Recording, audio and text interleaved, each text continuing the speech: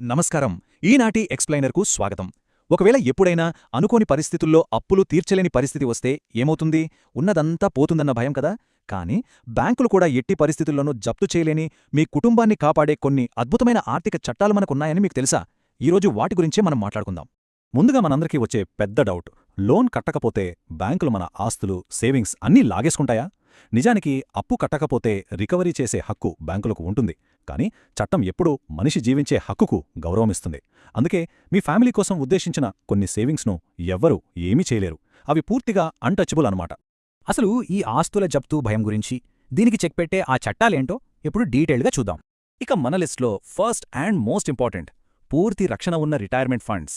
ఇవి మన ఆర్థిక కోటకు పునాది లాంటివి. అవేంటంటే ఈపీఎఫ్ మరియు పీపీఎఫ్. 1952 ఈపీఎఫ్ చట్టం, అలాగే పీపీఎఫ్ చట్టం ప్రకారం ఈ అకౌంట్స్లో ఉన్న బ్యాలెన్స్ను ఎవ్వరూ టచ్ చేయలేరు. ఇక్కడ అసలైన మ్యాజిక్ ఏంటంటే, అందులో లక్షలున్నా, కోట్లున్నా సరే కోర్టులు సైతం దాన్ని జప్తు చేయలేవు. దీనికి 100% గ్యారంటీ ఉంటుంది. ఇక నెక్స్ట్, గ్రాడ్యుయేటీ మరియు ఎన్పీఎస్ టైర్ 1 సేవింగ్స్ ఎలా ప్రొటెక్ట్ అవుతాయో చూద్దాం. ఇవి కూడా అంతే. సివిల్ ప్రొసీజర్ కోడ్ మరియు గ్రాడ్యుయేటీ చట్టం ప్రకారం మీ గ్రాడ్యుయేటీని ఎవరూ తీసుకోలేరు. అలాగే 2015 పీఎఫ్ఆర్డీఏ యాక్ట్ కింద ఎన్పీఎస్ టైర్ 1 ఖాతాలో ఉన్న డబ్బులకు కూడా ఫుల్ ప్రొటెక్షన్ ఉంటుంది. అంటే అప్పులున్నా సరే వాటిని రికవరీ చేయడానికి ఈ ఫండ్స్ని వాడుకోవడం పూర్తిగా ఇల్లీగల్. సరే, రిటైర్మెంట్ ఫండ్స్ గురించి తెలుసుకున్నాం. ఇప్పుడు ఎంపీయూడబ్ల్యూ చట్టం కింద ఇన్సూరెన్స్ ఎలా పనిచేస్తుందో చూద్దాం. ఇది చాలా ఇంట్రెస్టింగ్ అండి, కొంచెం జాగ్రత్తగా వినండి. 1874. అవును, మీరు విన్నది నిజమే. దాదాపు 100 ఏళ్ల క్రితం నాటి చట్టమిది. కుటుంబ రక్షణ కోసం ఇప్పటికీ ఇది ఒక అత్యంత పవర్ఫుల్ వెపన్లా పనిచేస్తోంది.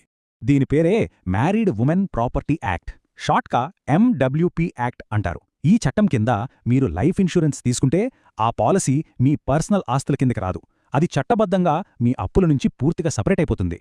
సింపుల్గా చెప్పాలంటే, పాలసీ తీసుకున్న వ్యక్తికి ఎన్ని కోట్ల అప్పులున్నా సరే ఆ బీమా డబ్బులు నేరుగా ఫ్యామిలీకే వెళ్తాయి, బ్యాంకులు కాదు. ఆ డబ్బు మీద కన్నేసే హక్కు ఏ రుణ సంస్థకు ఉండదు. ఫ్యామిలీ ఫ్యూచర్ సూపర్ సెక్యూర్ అనమాట. ఇక ఇన్సూరెన్స్ మాత్రమే కాకుండా ట్రస్ట్లు మరియు కొన్ని ప్రత్యేక పథకాలు కూడా మనకు ఇలాంటి రక్షణ ఇస్తాయి. అవేంటో చూద్దాం. ఒక వ్యాలిడ్ అంటే చెల్లుబాటు అయ్యే ట్రస్ట్ ఏర్పాటు చేస్తే ఆ ఆస్తులను ఎవ్వరూ జప్తు చెయ్యలేరు. కానీ ఇక్కడొక చిన్న ట్విస్ట్ ఉంది సుమా. కేవలం బ్యాంకులను మోసం చేయాలన్న ఉద్దేశ్యంతోనే ఫ్రాడ్ చేసి ఆ ట్రస్ట్ క్రియేట్ చేశారని తేలితే మాత్రం బ్యాంకులు దాన్ని బ్రేక్ చేసి ఆస్తులను క్లెయిమ్ చెయ్యొచ్చు. అంటే మన ఉద్దేశ్యం కరెక్ట్గా ఉంటేనే చట్టం కాపాడుతుంది. అలాగే ఆడపిల్లల భవిష్యత్తు కోసం ప్రభుత్వం ప్రవేశపెట్టిన సుకన్య సమృద్ధి యోజన లాంటి స్పెషల్ స్కీమ్స్ని కూడా ఎవ్వరూ జప్తు చేయలేరు. ఇవి కూడా మన ఈ ఆర్థిక కోటలో స్ట్రాంగ్ పిల్లర్స్ లాంటివి. అయితే ఇక్కడ అందరూ కన్ఫ్యూజ్ అయ్యే ఒక ముఖ్యమైన విషయం గురించి మాట్లాడుకోవాలి. అదేంటంటే, నామినీ పేరు ఉండటం రక్షణ కాదు.